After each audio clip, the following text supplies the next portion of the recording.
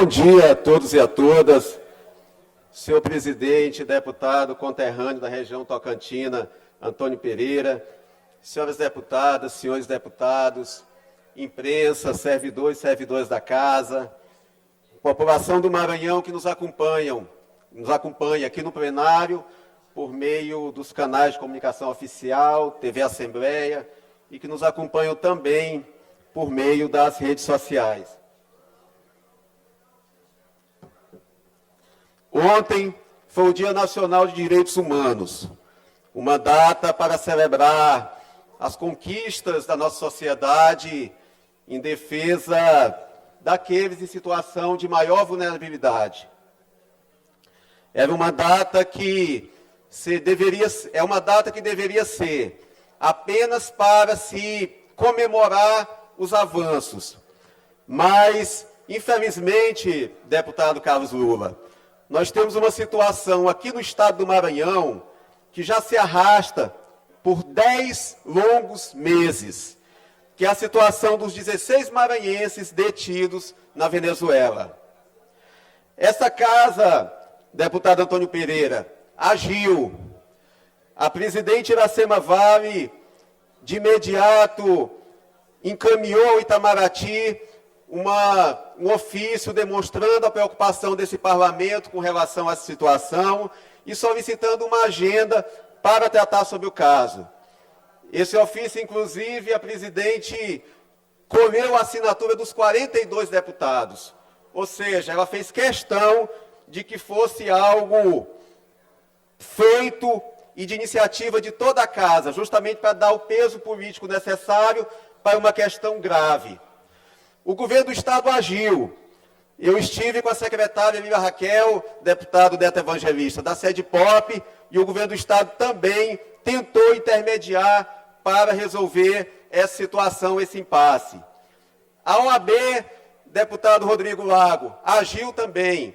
Por meio da Comissão de Assuntos Internacionais da OAB, também se buscou solucionar esse problema. E a bancada federal também agiu, tentando intermediar para que fosse marcada essa agenda junto ao Itamaraty para tratar desse caso.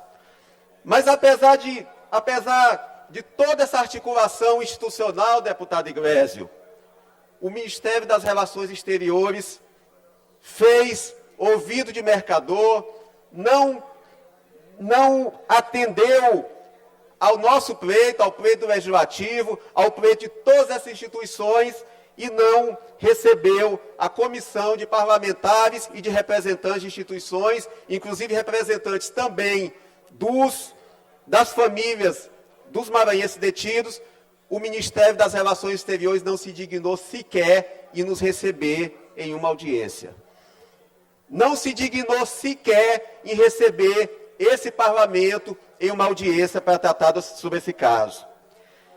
E causa muita estranheza, senhoras deputadas e senhores deputados, essa postura.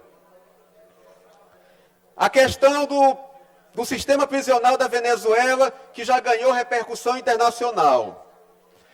Agora, ainda no mês de junho, aconteceu uma greve de fome que virou matéria internacional entre os detentos, entre os internos do sistema prisional, denunciando as condições precárias dos presídios, denunciando a questão da falta de assistência médica e denunciando também a morosidade do sistema judicial da Venezuela.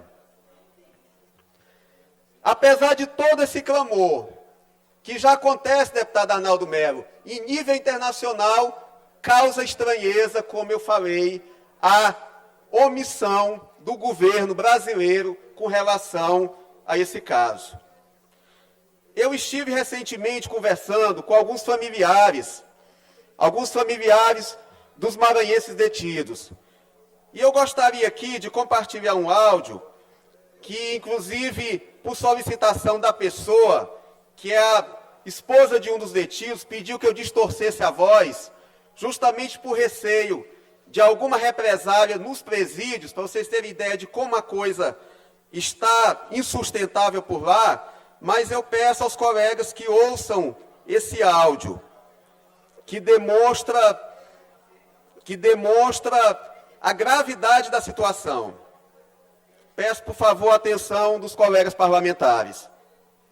A gente já não sabe, mas eles despacharam o tal do advogado que estava com eles, o particular, né? Porque ninguém mais pode, ninguém tem mais condição. Faz tempo que a gente não tem. Então eles estão lá, Deus dará. Eu mandei mensagem para o Itamaraty esses dias. Eles disseram que era para eu entrar em contato com a DPU. Eu mandei um e-mail para a DPU, mas eu não obtive resposta. Até no e-mail que eu mandei para a DPU, eu pedi que eles entrassem em contato com o Itamaraty para ver a questão de estar indo alguém lá para levar alguma alimentação, ver a questão deles serem observados por um médico, porque não tem condição. Só para tu ter uma ideia, a alimentação deles está tão racionada que eles só comem uma vez por dia. Uma vez por dia. Eles não podem sair de lá, eles não saem de lá, inclusive morre gente lá quase todo dia. Só sai de lá depois que está morto. Mas eles não liberam para ir ao médico. Pode estar doente do jeito que for. Nem sai para ir ao médico e nem pode pedir ajuda. Então, esse e-mail que eu mandei para a DPU foi pedindo para eles entrarem em contato com a embaixada para estar indo alguém lá, para estar dando essa assistência para eles. Estão vendo, colegas deputados e colegas deputadas, o Itamaraty orientou que procurasse a Defensoria Pública da União. É o que essa mãe, essa esposa está relatando aqui. Eu não vejo por que isso seja atribuição da DPU, deputado Florencio. É uma questão diplomática internacional. Para mim, quem tem que encampar, assumir isso, é o Ministério das Relações Exteriores do Brasil. É a diplomacia brasileira. Tem brasileiros que estão tendo seus direitos violados, desrespeitados em território estrangeiro e o Ministério das Relações Exteriores do Brasil, deputado Lula, não está fazendo nada. Isso aqui é o de menos. Eu conversei com as esposas, elas falaram sobre extorsões que estão acontecendo lá dentro. Para visitar os detentos tem que pagar para entrar no presídio, $30. Na entrada do presídio, tem os advogados, supostos advogados, que já sabem do caso e já querem vender as facilidades para libertar os brasileiros. Isso tudo está acontecendo, senhoras deputadas e senhores deputados, sob a vista de todos nós. E a gente não está encontrando, apesar do nosso esforço, apesar do esforço da presidente Iracema, apesar do esforço do governo do Estado, nós não estamos encontrando eco para essa situação. Eu cito aqui um trecho do jornal O Globo, do dia 14 de junho, que falava sobre a greve de fome dos presidiários na Venezuela. Diz o seguinte, abre aspas, em várias dessas prisões que foram ocupadas pelo governo no ano passado, os detidos denunciaram a corrupção de funcionários, atrasos processuais, superlotação, falta de revisão das penas e acesso limitado a alimentos. É o que foi dito aqui nesse áudio. Se alimenta uma vez por dia, não tem acesso à medicação, não tem acesso a médico, quando saem, mortos, porque não tem assistência médica, e o que as outras mães me falaram, que pediram que eu não divulgasse os áudios aqui, por receio de represália, deputado Júlio Mendonça, essa questão de extorsão. Eles estão sendo extorquidos todos os dias. Tem que pagar pela alimentação, tem que pagar se quiser receber uma visita, ou seja, estão sendo extorquidos por lideranças de dentro do presídio, mancomunados, segundo eles, com a própria administração penitenciária. Isso não pode continuar dessa forma. E o que se observa aqui, deputado Cláudio Cunha, é aquilo que a gente vê acontecer constantemente, é a corda arrebentar do lado mais fraco. Cadê os donos do garimpo? Estão presos? Cadê os proprietários das dragas? Não, quem está preso são os trabalhadores, que muitas vezes nem sequer têm noção da situação da atividade que eles desenvolvem. muitas vezes não sabe sequer que essa atividade é irregular. Inclusive, deputada Fabiana, tem 2 mulheres nessa situação também, 2 detidas.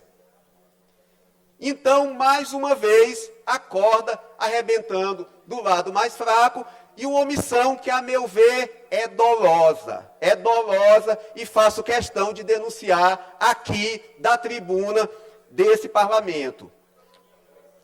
E antes que alguém venha me rotular, deputado Antônio Pereira, antes que alguém venha me rotular, eu digo o seguinte: ditadura para mim é ditadura, seja de direita ou de esquerda.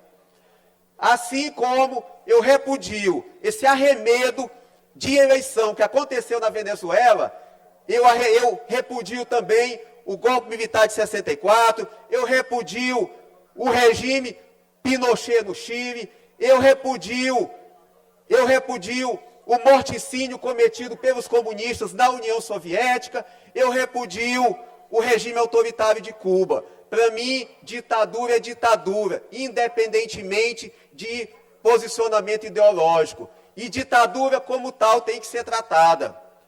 Assim como violação dos direitos humanos é violação dos direitos humanos, deputado Iglesias. Deputado Ricardo, uma parte, por favor. Pois não, deputado Júlio. Deputado Ricardo, nós tratamos desse tema na Comissão de Direitos Humanos. De fato, quero mais uma vez parabenizar a Vossa Excelência por ter a sensibilidade, né, de presidir essa comissão e estar conduzindo esse tema. E, de fato, é lamentável, né, diante da situação que vive a Venezuela, esse caos político lá, esse caos social. O que eu sugiro, deputado Ricardo, é que a gente volte a solicitar oficialmente uma audiência com o Itamaraty. Eu acho que nós temos que envolver a bancada maranhense, tentar fazer isso, né? Mesmo nesse, como eu acabei de falar, no caos que está vivendo a Venezuela, eu acho que objetivamente o que nós podemos fazer, eu acho que é via Itamaraty, porque nós não podemos individualmente ir na Venezuela, nem vamos ser recebidos. Então eu acho que o caminho é a gente tentar novamente essa agenda com o Itamaraty, manifestar formalmente isso, né? Então e conte comigo nessa luta aí. Deputado Júlio Mendonça, eu agradeço, e Vossa Excelência trouxe essa questão também da Venezuela mais cedo, aqui na sessão de hoje. Mas eu vejo, deputado Júlio, que infelizmente tem sido inócuo. Eu até peço a ajuda dos colegas parlamentares para ver outros fóruns que nós podemos buscar. Não sei se é a Organização dos Estados Americanos, não sei se as entidades de direitos humanos internacionais, a própria ONU, não sei. Eu estou aqui de mãos atadas, nós estamos de mãos atadas, como eu falei, esse parlamento tem feito a sua parte, tem procurado fazer essa intermediação, mas não tendo retorno. É o que eu digo, eu quero crer que não seja por questões ideológicas. Eu quero crer nisso, deputado Carlos Lula.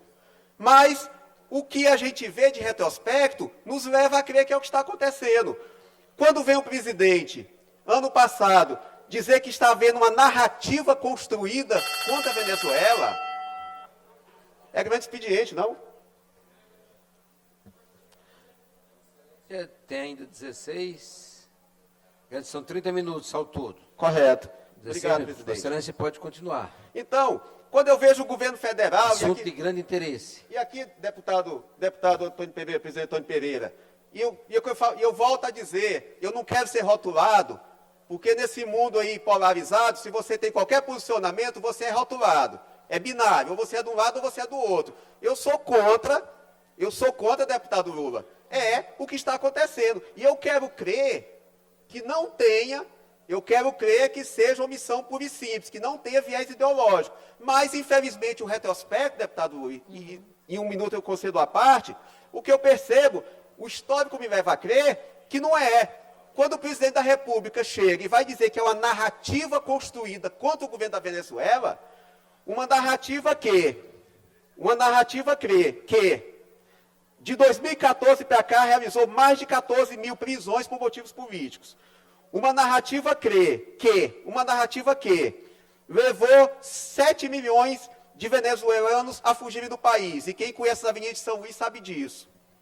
Então, a meu ver, não é uma narrativa, é o que está acontecendo. E quem está dizendo isso não sou eu, deputado Lula. Quem está me dizendo isso é a Human Rights Watch, o Observatório de Direitos Humanos Internacional. Pois não, deputado Lula? Deputado Ricardo, agradeço a sua parte e me parece que a gente tem que ter, claro, a dimensão de quando a gente defende a democracia. E a defesa da democracia, ela se dá enquanto instituição, independente de regimes autoritários à direita ou à esquerda. Não é possível, a mim, não se compatibiliza, inclusive, com o que preconiza a Constituição, que a gente jurou defender, a defesa de regimes autocráticos. E a Venezuela, ano após ano, tem cada vez mais recrudescido essas características de um governo autocrático.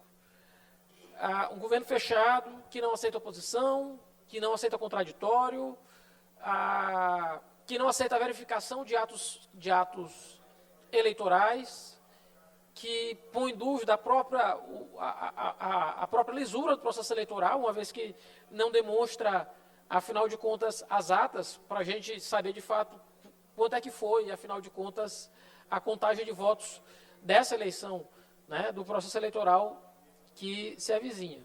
Mas, para além desse problema, me parece que a gente tem, assim, para além desse problema, que é um problema mais macro, que é um problema entre nações, de relação entre nações, entre a democracia que a gente tem no Brasil, que graças a Deus ainda existe até hoje, porque quem estava na presidência da República não tinha nenhum apreço pelo regime democrático, pelo contrário, tentou golpear a democracia, porque não aceitou a derrota que lhe foi imposta pelas urnas. A gente tem um problema específico, que é com os maranhenses que lá estão presos, que é uma violação gravíssima de direitos humanos, diante das condições carcerárias que eles estão mantidos, diante da própria condição processual, uma vez que a gente não sabe ao certo que tipo de defesa é possibilitada a eles, e mais do que isso, até agora, há pouquíssima diligência do governo brasileiro em ativar mecanismos necessários para que a gente tivesse a soltura dos brasileiros que estão presos nessa situação deplorável, né? Sem direito à defesa, ou com defesa frágil, em condições inumanas do presídio, e mais do que isso, sem saber de que forma se procede ao devido processo legal naquele país. Então, me parece, sim, que Vossa Excelência está certo, e mais uma vez, a gente tem feito o possível, mas é necessário a gente, mais uma vez, tentar a ida até o Ministério das Relações Exteriores, tentar contato com o ministro Mauro.